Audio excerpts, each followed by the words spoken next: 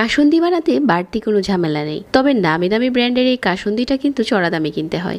আজকে চলুন সহজে বাসায় বানিয়ে নিই কাসুন্দি। 1 কাপ কালো সরিষা আর 1/4 কাপ দিয়ে দিচ্ছি সাদা সরিষা। পানিতে ভিজিয়ে রাখছি 20 মিনিটের মতো। 20 মিনিট পর স্ট্রেনারে নিয়ে পানি ছেঁকে নিয়েছি আর এখন ব্লেন্ডারে নিয়ে নিলাম। সাথে 5টার মতো কাঁচামরিচ আর 1 টুকরো আদা কুচি। 1 কাপের মতো পানি দিয়েছি।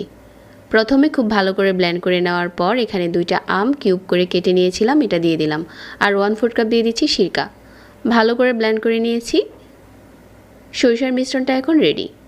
প্যানে নিয়ে নিচ্ছি 2 কাপ পানি, সাথে দিয়ে দিচ্ছি হাফ চা চামচ হলুদ গুঁড়া। আর এখন সরিষার মিশ্রণটা দিয়ে মিডিয়াম আঁচে জাল করে নিচ্ছি। আর এখানে রেগুলার লবণ আর বিট লবণ দিয়ে দিচ্ছি। 1/4 কাপের মতো চিনিও দিয়েছি।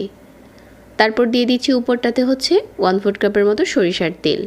ভালো করে নেড়েচেড়ে মিশিয়ে নিচ্ছি আর মিডিয়াম আঁচে জাল করে নিচ্ছি।